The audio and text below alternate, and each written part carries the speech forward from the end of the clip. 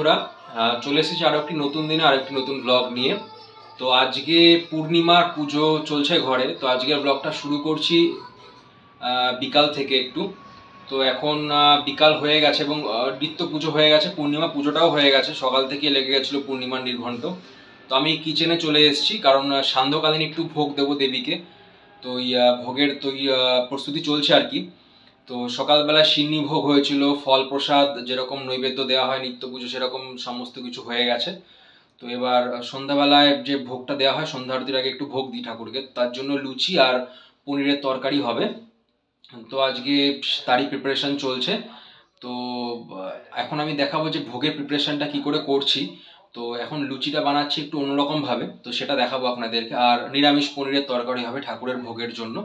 তো ঠাকুরের ভোগ দিয়ে আজকে দেখাবো কি করে ঠাকুরকে ভোগ টোগ দেওয়া হচ্ছে, তো এইটা আমি আজকে আপনাদেরকে দেখাবো। তো চলুন, আমি কিচেনেই দাঁড়িয়ে আছি, সমস্ত কিছু পরিষ্কার পরিচ্ছন্ন করে নিয়েছি, গ্যাস ওভেন সব মুছে নিয়েছি। তো এবার আমি ভোগের জন্য কি কি প্রিপেয়ার করছি, কি করে তৈরি করছি সেটা আপনাদের সাথে শেয়ার করবো। তো চলুন দেখা যাক। এখানে দেখুন প্রায় 1 কিলো আটা নেওয়া হয়েছে, আর এই যে ঠাকুরের বাসন কোসন সব বেরিয়ে গেছে। এগুলো যা দেখতে পাচ্ছেন এখানে সব ঠাকুরের এই বাসনগুলো, এই যে এই পেতলের কড়াই, এখানে খুন্তি দেখতে পাচ্ছেন, পেতলের খুন্তি, কিছু কিছু স্টিলের আছে যেগুলো মানে অনেক কাজে লাগে, টুকটাক স্টিলের কাজে লাগে সেগুলো। নর্মালি এই সমস্ত কিছু পেতলেরই আছে, আমাদের পেতল আর কাঁসা পেতলেরই সমস্ত বাসন কোসন। আর স্টিলের যেগুলো চাল টাল ধুতে লাগলো, কি ধরুন টমেটো বা টক জাতীয় জিনিসগুলো, ফলগুলো কাটতে লাগলো বা সবজিগুলো কেটে রাখতে লাগলো, সেগুলোর জন্য একটু বড় বড় এই রেকাবি টাইপের এগুলো রাখা আছে। এই আটাটা যেমন মাখার জন্য এটা ইউজ করি স্টিলেরগুলো। আর ম্যাক্সিমামটা এরকম সবই কাঁসা পেতলের আর কি।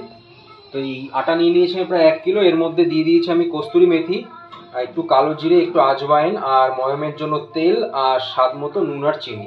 তো এটাকে আমি এবার ভালো করে মেখে নেব। মেখে নিয়ে এবার আগে লুচিটা বেলা হবে, তারপরে পনিরটা রান্না হবে।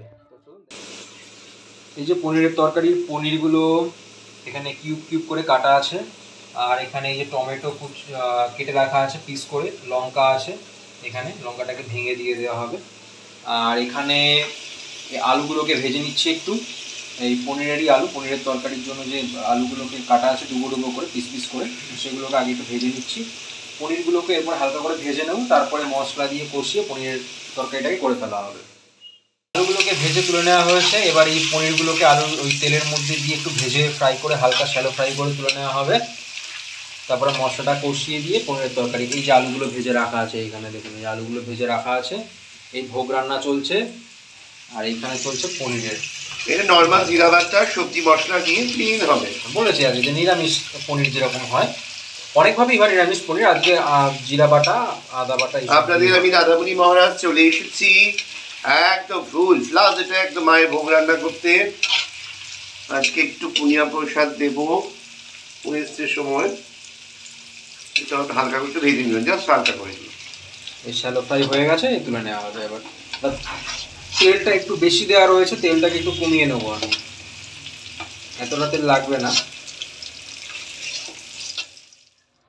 এই কড়াইতে তেল দেওয়া হয়ে গেছে, কড়াইটাকে একটু ওই যে ভাজার তেলটা সেটাকে সরিয়ে ফেলেছি আমি, ফেলে এখন এই দাদামণি মহারাজ বললো ফ্রেশ করে তেল দিতে, না ওই পোড়া গন্ধটা থেকে যায়, তো জন্য ফ্রেশ করে তেল দিয়ে দেওয়া হয়েছে। এটুকু তেলই হয়ে যাবে, দেখুন সামান্যই তেল দেওয়া হয়েছে ব্যাস। এটা কিন্তু রিফাইন্ড সানফ্লাওয়ার অয়েলে করা হচ্ছে পুরো তরকারিটা।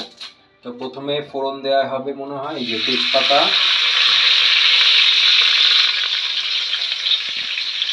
লঙ্কাগুলোকে ভেঙে দিয়ে দেওয়া হলো, কাঁচা লঙ্কাগুলোকে এর মধ্যে দিয়ে দেওয়া হলো, টমেটোগুলো,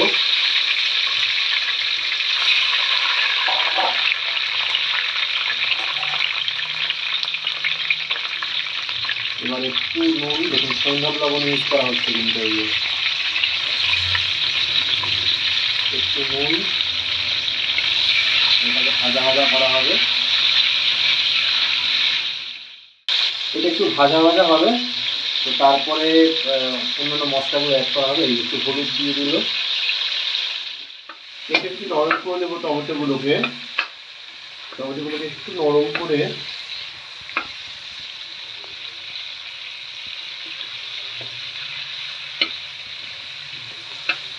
এর মধ্যে পরবর্তী মশলাগুলো দিয়ে দেবো। পরবর্তী মশলার মধ্যে দেবো জিরা গুঁড়ো, ফার্স্ট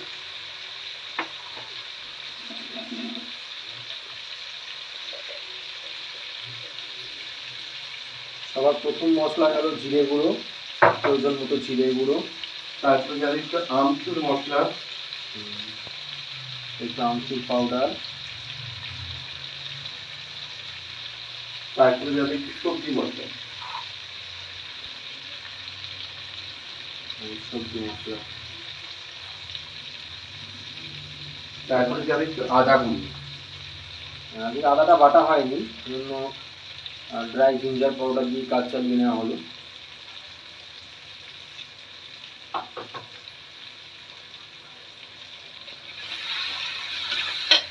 এবার সিম করে মশলাটাকে নাড়িয়ে দিয়ে জল দিয়ে দেবো। মশলাগুলোকে হালকা করে কষিয়ে যে একটু জল দিয়ে দেওয়া হয়েছে, দিয়ে তার মধ্যে ভেজে রাখা পনিরটা আর আলুটা দেওয়া হয়েছে, দিয়ে এবার এটাকে ভালো করে সাঁতলে নাড়িয়ে নেওয়া হবে এবং এরপরে আরেকটু প্রয়োজন মতো জল দিয়ে এটাকে যতটা পরিমাণ গ্রেভি দরকার ততটা গ্রেভি বানিয়ে নেওয়া হবে। দেখুন জল অ্যাড করে নেওয়া হলো, এতটাই মতো গ্রেভি হবে, এতে আলুগুলো সেদ্ধ হয়ে যাবে, যেহেতু অর্ধেক ভাজা আছে আগে, তো সেদ্ধ হতে বেশিক্ষণ লাগবে না, গ্রেভিটাও হয়ে যাবে। ব্যাস এটা ফুটলেই একটু গরম মশলা দিয়ে নামিয়ে নেওয়া হবে। হয়ে গেল নিরামিষ পনিরের তরকারি ঠাকুরের ভোগের। এরপর আমি এক সাইডে লুচিটা করে ফেলবো, এই সাইডে এই যে সমস্ত কিছু রেডি করেই রেখেছি, আটাটা মাখা আছে, আমি লেচি করে লুচিগুলো করে ফেলবো।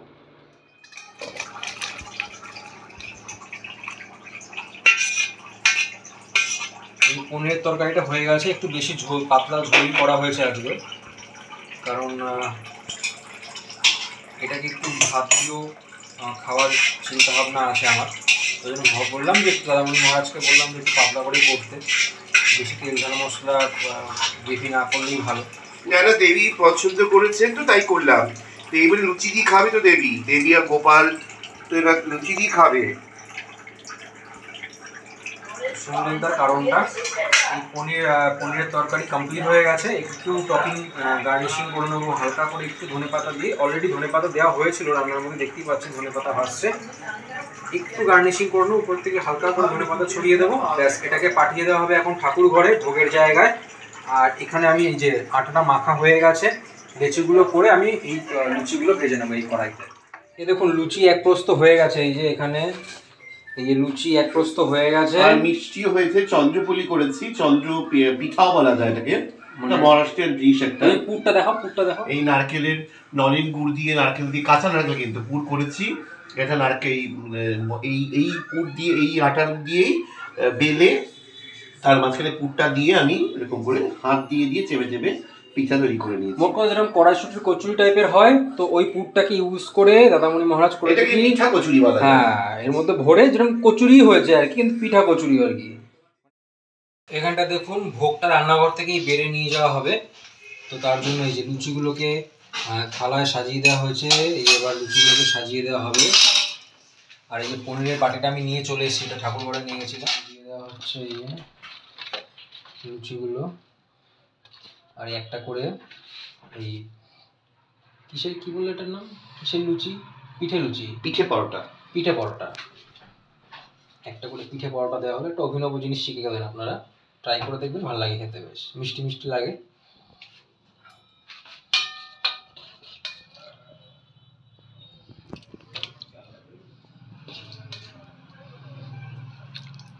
দেখুন গরম গরম তরকারি, গরম গরম লুচি।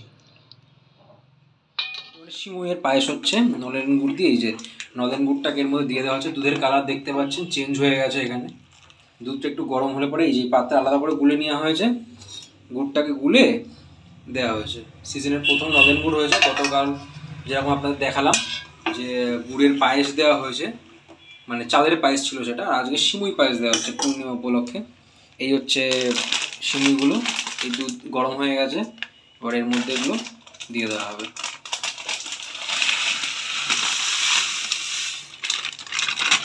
আড়াইশো মতো ছিল না, আড়াইশো মতো সিমুই পায়েস ছিল। আর এখানে দুধ নেওয়া হয়েছে হচ্ছে 500 ml লিকুইড দুধ, আর তার সাথে একটু গুঁড়ো দুধ মিশিয়ে আরও 500 ml, মানে মোট 1 লিটার দুধ বানিয়ে নেওয়া হয়েছে। দিয়ে তার মধ্যে 250 মতো ছিল এই প্যাকেটটার মধ্যে, একটু 400 গ্রামের প্যাকেট, তো একটু ইউজ হয়েছে আগে, বাদ বাকিটা এখন দিয়ে দেওয়া হলো। এবার একটু ফুটবে, হ্যাঁ এটা ফুটে একটু নরম হয়ে যাবে সিমুই পায়েসগুলো, ব্যাস নামিয়ে নেওয়া হবে। এর একটা হয়ে গেল, দেবীকে পায়েস দেওয়া হয়ে গেল। এবার দেবীর ঘন হয়ে যাবে, ঘন হয়ে যাবে। দেবীর ভোগের থালাটা সাজিয়ে ফেলা হবে, তারপরে ব্যস্ত হবে, দেবীকে ভোগ দিয়ে দেওয়া হবে। এই যে দুধ ফুটে গেছে, সিমুই পায়েসের যে দুধটা ছিল সিমুই পায়েস দিয়ে দেওয়া হয়েছে, দেওয়ার পরে দুধটা কিন্তু ফুটে গেছে। আর এখানে আরেকটু এক্সট্রা দুধ বানিয়ে নেওয়া হয়েছে ক্ষীর মতো করে, মেওয়া দিয়ে মেওয়া মতো করে একদম। এবার উপর দিয়ে দেওয়া হবে।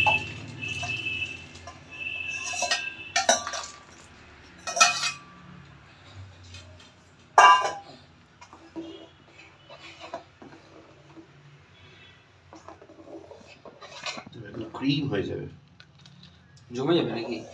ক্রিম টাইপের হয়ে যাবে, ক্রিম হয়ে যাবে। এরকম তো শুরু দেখছো না, ক্রিম ফেলাটা।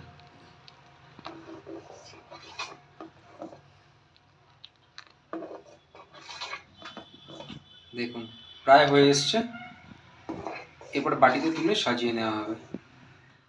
এই 3টে বাড়া হয়ে গেছে, এবার এটা চলে যাবে ঠাকুর ঘরে, ঠাকুরের সামনে চলে যাবে।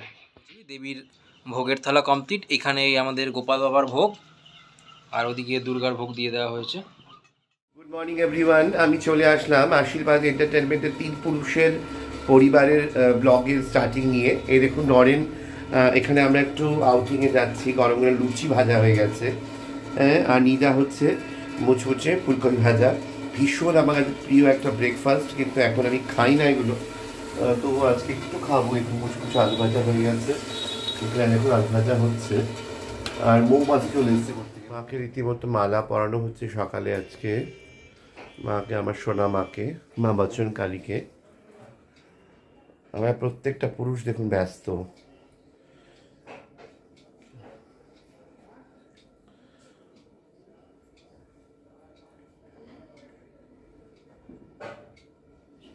আমার গোপুসোনা স্নান হয়ে গেছে, এখন খাবে।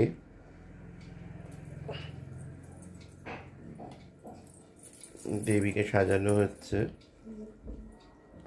আমাদের নিত্য আমাদের মাকে নিয়ে সব, তারপরে সব কিছু আউটিং ফাউটিং সব কিছু, রিলস বানানো, মুখ কিছু, আমার সব কিছুতে আমার মা বচনকালী আর আমার ভক্তরা সবাই সুখে থাকুক। যারা যারা আমার মায়ের কাছে আসবেন এই দরবারে, এই মা মহারানীর দরবার, মা মহারানী বিচার করবেন এবং প্রত্যেক উপকার পাবেন। আশা রাখি সব ভালো থাকবেন। দেবী ভীষণ জাগ্রত, ভীষণ জাগ্রত। আমি জানি আমার দেবী কি, কেন, কি ব্যাপার। আপনারা যারা আসতে চান প্লিজ কন্ট্যাক্ট করে চলে আসুন। আমার যে চ্যানেলটা, মন্ত্রের চ্যানেল আছে, সেখানে ডিটেলস সব কিছু দেওয়া রয়েছে। আপনারা আসুন, ভীষণ উপকার পাবেন। যারা মাঙ্গলিক, যাদের কালসর্প দোষ আছে, বিভিন্ন শনি সাড়ে সাতি আছে, ঢাইয়া চলছে, নানা রকম প্রবলেমে আপনারা আসতে পারেন। এই দেখুন আমার মা দুর্গা এখনো শাল গায়ে দিয়ে রয়েছে, ঠান্ডা ভীষণ। বিশাল ইদা মর্নিং, এটা পুজো শুরু হয়ে গেল। জয় মা বচনকালী। এই দেখুন এখানে লুচি ভাজা হয়ে গেছে, বেশ লাল লাল মোটা মোটা গবলো গবলো লুচিগুলো হয়েছে। এই কোন ফুলেছে, কি অসাধারণ। আমার নরেনসোরা করেছে কিন্তু, হ্যাঁ। জলের শব্দ হচ্ছে, কিছু মনে করবেন না, ওখানে অ্যাকোয়াগার্ডের জল পড়ছে। থালাটা রাখা আছে, ওই শব্দটা হচ্ছে। ভরে গেছে দেখুন, এত লুচি আমরা নিয়ে যাচ্ছি, ভীষণ আনন্দ করবো। আনন্দের থেকে বেশি আমার কিছু রিচুয়াল আছে ওখানে, সেই রিচুয়ালগুলো করবো। ইকো পার্কের আমার জলাশয়টা আমার দরকার হয়, ভীষণ দরকার হয়। যদি কেউ কোনদিন আসেন দেখাবো আমি ওখানে কি করি, কিভাবে করি। ওই জলের ঝাড়নের কাজ খুব ভালো হয়। আরও অনেক কিছু ব্যাপার আছে যেগুলো সাধারণ মানুষ বুঝবেন না। চলুন এগানো যাক জীবনে। এখানে ফুলকপিগুলো কাটা হচ্ছে, বললাম দুটো ফুলকপি, বেশ আলু দিয়ে ফুলকপি দিয়ে ভাজা ভাজা নিয়ে যাওয়া হবে।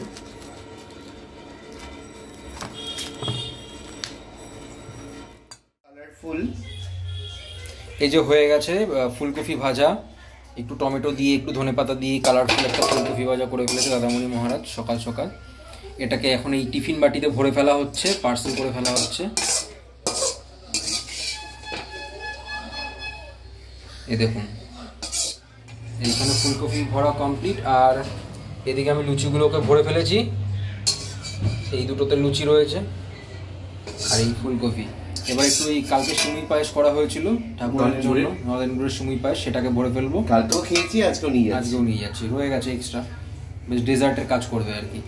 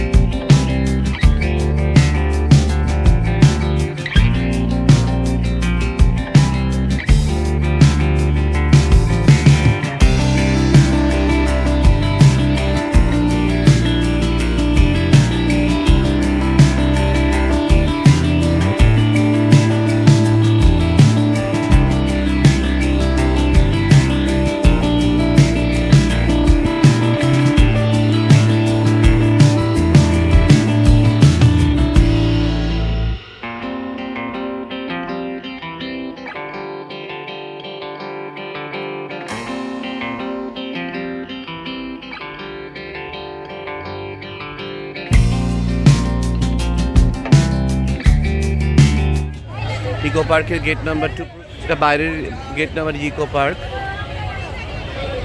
প্রচুর ভিড় ছিল আজকে বন্ধুরা, আর কত রকমের ফুল দেখুন, চারিদিকে নানা রকম কালারফুল ফ্লাওয়ারে ভর্তি।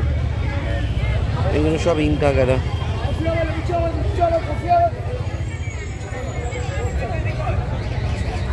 সমস্ত ইনকা গাঁদা, নানা ধরনের ফুল রয়েছে কোথায় এখানে। ফেস্টিভ্যালগুলো দেখুন কত রকম বাইরে বাচ্চাদের জিনিসপত্র রাখা আছে, সব ফেস্টিভ্যাল মুডে রয়েছে। কত রকম ফেস্টিভ্যাল দেখুন, কালারিং বেলুন, লাইটিং বেলুন, কত রকমের খাবার। পার্ক থেকে মোটামুটি 7:30টার মধ্যে বাড়িতে চলে এসেছিলাম। তো বাড়িতে এসে ডাঙ্কি সিনেমা দেখতে চলে গেছিলাম নাইট শো আইনক্সে। দেখলাম যে রেটিংটা বেশ ভালোই আছে। তো এই সিনেমাটা দেখে আজকের দিনটা শেষ করলাম। আজকের ব্লগটা এখানেই শেষ করছি। Please subscribe, share and like my channel. Thank you, good night.